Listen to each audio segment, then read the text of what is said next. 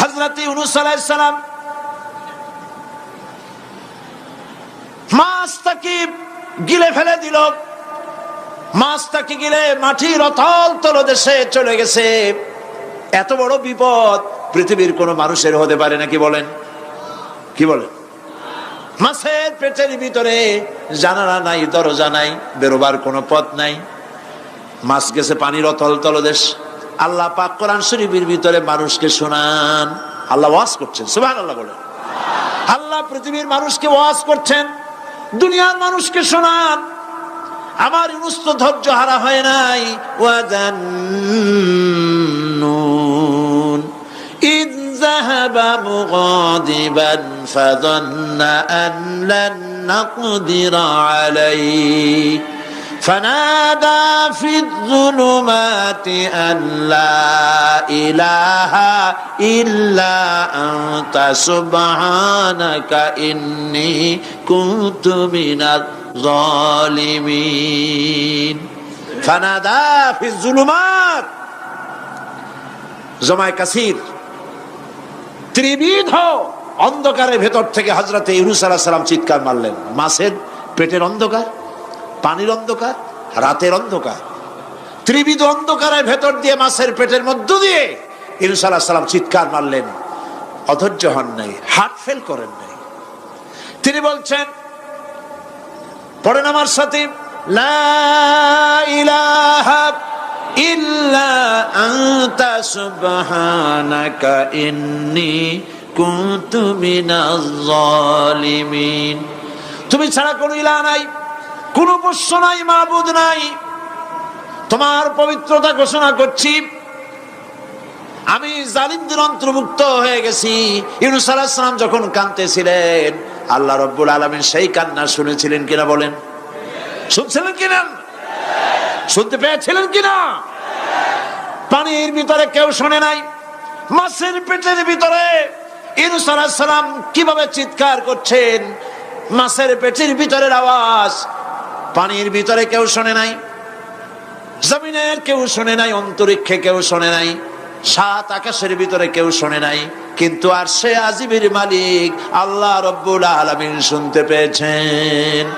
সঙ্গে সঙ্গে রব্বুল আলামিন জবাব দিলেন, ফাস্তাজাবনা লাহু ওয়া নাজ্জাইনাহু মিনাল গাম্মি ওয়া কাযালিকা নুনজিল মুমিনিন। পড়েন, ফাস্তাজাবনা লাহু ওয়া নাজ্জাইনাহু মিনাল গাম্মি ওয়া কাযালিকা নুনজিল মুমিনিন। আমি ইউনূসের ডাকের জবাব দিলাম। কে বলতেছেন? বড় করে বলেন, কে বলছেন? আল্লাহ, সুবহানাল্লাহ। আপনারা কি ভয় পাইছেন? ভয় পেয়েছো মুসলমান? আল্লাহ রাব্বুল আলামিন বলেন, আমি আমার ইউনূসের ডাকের জবাব দিলাম।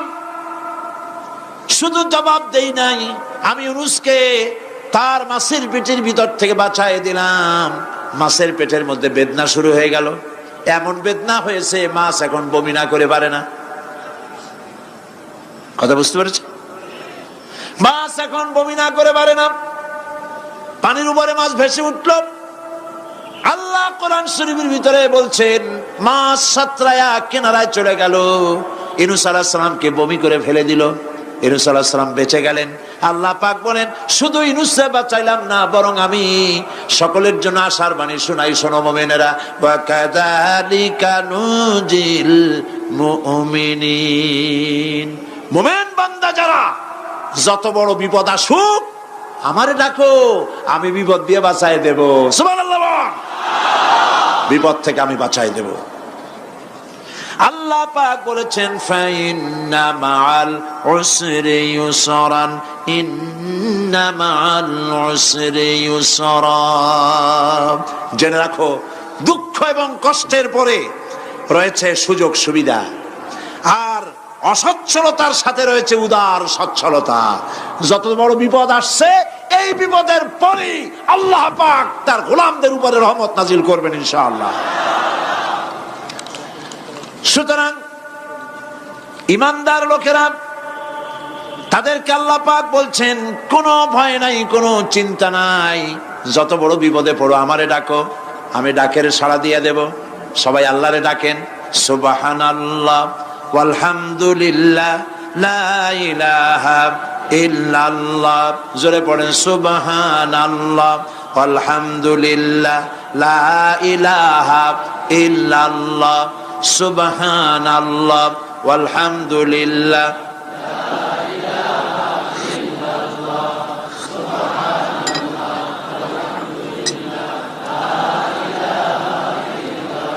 লা ইলাহা ইল্লাল্লাহু মুহাম্মাদুর রাসূলুল্লাহ। আল্লাহর উপর ঈমান আনলে যত ফায়দা হয় এত ফায়দা দুনিয়ায় কোথাও নাই। সুবহানাল্লাহ। আল্লাহর উপর ঈমান আনার ৫ম নম্বরের ফায়দা কয়টা বলছি? 5টা বলছি। আপনাদের অসুবিধা হচ্ছে নাকি? তাড়াতাড়ি শেষ করতেছি। 6টা বলবো। এ হলো ৫ম নম্বর। তারপর আমরা দোয়া করব। দোয়ার দরকার আছে কিনা এই সময়? ৫ম নম্বরে আল্লাহর উপরে ঈমান আনলে পরে আরেকটি বড় ফায়দা, সেটা হলো কঠিন এবং কঠোর বিপদে আল্লাহ পাক তার মধ্যে অবিচলতার এবং ধৈর্য ধরার তৌফিক দিয়ে দেন। সুবহানাল্লাহ। যত বড় বিপদ আসুক সেই বিপদে মুসিবতে আল্লাহ পাক মুমিনদেরকে আল্লাহর উপরে নির্ভরতা শিখায় দেন। সুবহানাল্লাহ। কারণ মুমিনদের জানা আছে যে ইমানদারদের বিপদ নতুন কিছু নয়, একেবারে আদম আলাইহিস সালাম থেকে শুরু হয়ে আসছে। ঠিক কিনা? আদম আলাইহিস সালামের বিপদ হয় নাই? আদম আলাইহিস সালামের বিপদ কি? শয়তান। তার বিপদ কি? শয়তান ছিল বিপদ। প্রত্যেক নবীর সময়ই মানুষের নবীদের কষ্ট দিছে, দেয় নাই? বিশ্বকবি ইকবাল বলেছেন, সতীজা কা রহা है अजल से तायम रोज, सतीजा का रहा है अजल से तायम रोज, चरागे मुस्तफा भी से शरारे बुलहबीस। আবহমান কাল থেকে শুরু করে মুহাম্মদ সাল্লাল্লাহু আলাইহি সাল্লামের চারাগকে, নূরকে, ঈমানকে, ইসলামকে নিভায়ে দেওয়ার জন্য আবু জাহেলের গোষ্ঠীরা চির